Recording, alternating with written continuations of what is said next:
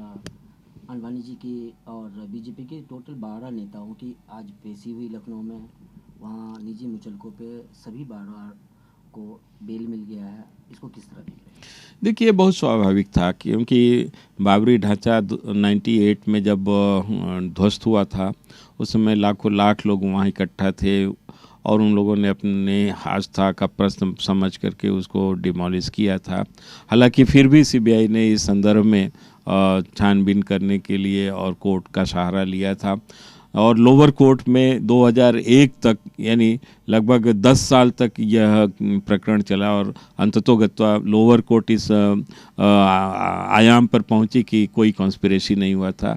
बावजूद इसके सीबीआई फिर हाई कोर्ट जाती है। हाई कोर्ट में भी 10 बरस तक लगभग इस पर चर्चा हुआ, बहस हुई और इसके उपरांत ये हाई कोर्ट भी इस निर्णय पर पहुंचा कि लोअर कोर्ट में जो निर्णय हुआ था वो ठीक निर्णय हुआ था। और बावजूद इसके 2011 में फिर सीबीआई न्याय की दृष्टि से सुप्रीम कोर्ट जाती है। वहाँ पर भी लगातार लंबे समय से ये प्रकरण चलता रहा और अंततोगत्वा 2017 में सुप्रीम कोर्ट ने ये डायरेक्शन दिया कि इसके लिए विशेष अदालत गठित करके वहाँ पर फास्ट कोर्ट ट्रैक का इस्तेमाल किया जाए। आज उसी के तहत था। तो जो लोअर कोर्ट में हाई कोर्ट में रिजेक्ट हो चुका है जो प्रकरण, स्वाभाविक है उसमें बेल भी मिलना था और हमें तो पूरा विश्वास है कि हमारे सारे नेता इसमें भी पाक साफ निकलेंगे क्योंकि कॉन्स्पिरेसी उन्होंने किया ही नहीं था। ये सारी चीज़ें आस्था का विषय था और खुलेआम वहाँ पर हो रहा था। कहीं न कहीं विपक्ष को ये ऐसा था कि आज कोई बहुत बड़ा डिसीजन आ सकता है, सजा हो सकती है, जो लगातार सुबह का माहौल था विपक्षों के द्वारा। देखिए, विपक्ष को अपनी भूमिका स्पष्ट करनी चाहिए। मैं मानता हूँ कि आज विपक्ष की भूमिका लगभग ख़त्म सी हो गई है, लेकिन फिर भी जो कुछ भी है उतने में भी वो सशक्त विपक्ष के रूप में वो लोग खड़े हो सकते हैं। उनको तमाम सरकार की योजनाएं चल रही हैं, उन योजनाओं में कमियां निकालना चाहिए, उनके कार्यान्वयन में कमी निकालना चाहिए। लेकिन आज हालात ये है कि विपक्ष हमारे नेताओं में कमी निकाल रही है, हमारी पार्टी में कमी निकालने की कोशिश कर रही है। इससे लगता है कि विपक्ष का रोल सशक्त नहीं है, जबकि लोकतंत्र में पक्ष और विपक्ष दोनों की इक्वली रिस्पॉन्सिबिलिटी होती है। केरल के मुख्यमंत्री ने कहा कि नागपुर या दिल्ली ये निर्धारित नहीं कर सकता कि किसके भोजन में कौन सा खाना होना चाहिए, कौन सा।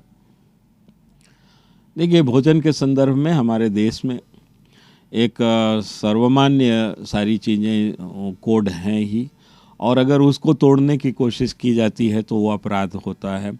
और अगर बीफ इत्यादि के मामले में सरकार के तरफ से निर्देश जारी हुआ होगा तो इसका मतलब कि हमारे देश में लोकतंत्र है और ये लोकतंत्र के तरफ से लोकतांत्रिक भावना से ये सारे नियम कानून बने हैं।